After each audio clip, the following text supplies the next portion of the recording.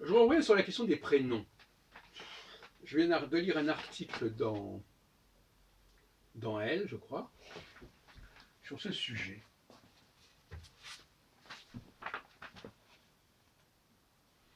Et on s'en prend dans l'éditorial à Zemmour, justement,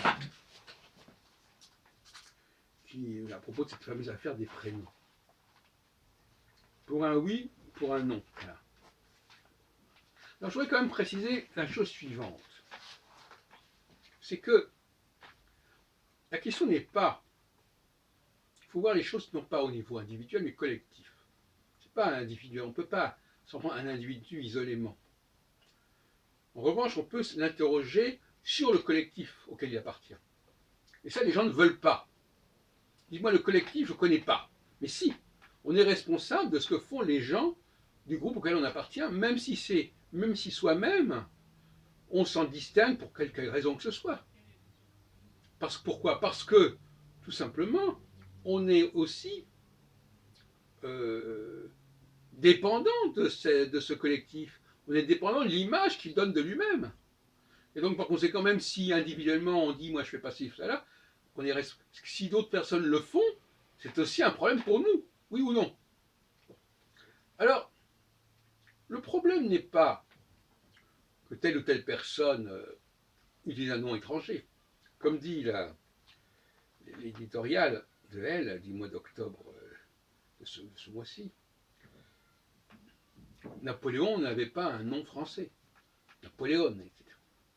La question n'est pas là. C'est pas encore une fois individuel. Et puis Napoléon, de toute façon, il n'avait pas été élevé en France carrément, en quelque sorte. Mais la question n'est pas là. La question est de savoir si statistiquement, il y a un refus systématique, et récurrent, d'utiliser des noms qui n'ont pas une consonance arabe. C'est la question. C'est pas qu'il y ait des gens, que certaines personnes utilisent des noms arabes, c'est une question. Mais que personne dans ces milieux-là ne le souhaite et ne le fasse, ça c'est une toute autre question. C'est ça tout autre. Et j'ai signalé l'autre jour le fait qu'il y a des prénoms qui sont bibliques, hein, comme Abraham. Eh bien, qu'est-ce qui empêche un musulman d'appeler son fils Abraham? Eh bien non, je crois qu'il l'appelle Ibrahim. Donc la linguistique l'emporte sur les enjeux théologiques. Parce qu'un musulman de bonne foi qui vit en France, au moins qu'il appelle son fils. Alors s'il ne l'appelle pas Ibrahim, bon, ben, il peut l'appeler autrement. Mais si jamais il décide de l'appeler Ibrahim, qu'il l'appelle Abraham.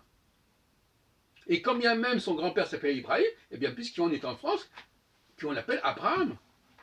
C'est là que le problème. Donc voilà, si vous voulez, je prends le test d'Abraham, parce que j'ai un voisin qui s'appelle Ibrahim ou Brahim, qui probablement d'ailleurs n'est pas né en France, j'en sais rien, en tout cas il vit en France depuis pas mal de temps. Et alors, finalement, pourquoi il ne s'appelle pas Abraham? Pourquoi on n'aurait pas puisqu'ils ont traduit, les choses se traduisent quelque part. Et justement, le grand problème pour les noms propres, c'est la non-traduction.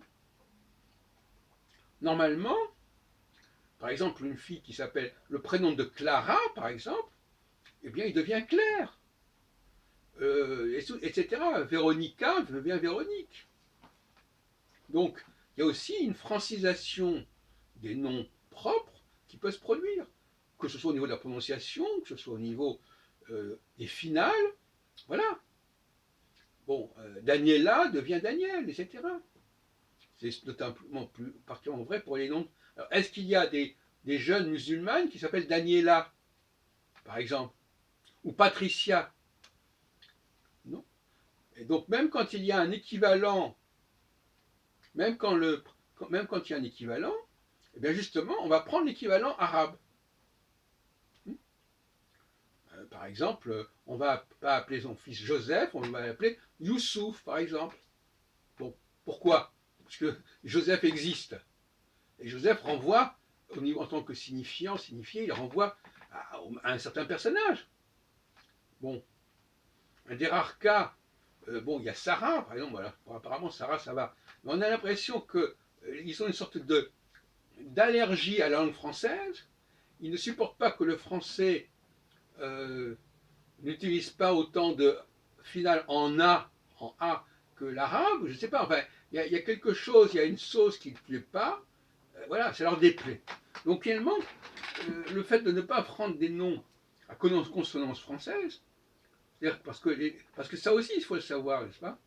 Les prénoms français, par exemple, on dit Florence. Florence, c'est un prénom français, qui est typiquement français parce qu'il a une finale. C'est pas un prénom italien. En Italie, on mettrait un A quelque part. Hein. Paul, ça devient Pablo, ça devient Paolo, etc. Bon. Donc il y a quelque chose d'anti-français d'une part, au niveau de la langue. On ne respecte pas le génie de la langue. Parfois, ce sont des adaptations très simples. Hein. Comme par exemple, le pape François, ben, en italien, c'est Francesco. Bon, très bien. On ne va pas continuer à dire Francesco à Paris. De même qu'on ne va pas dire, on dit Rome, on ne dit pas Roma. On dit Barcelone et pas Barcelona, etc., etc. On dit Londres et pas London.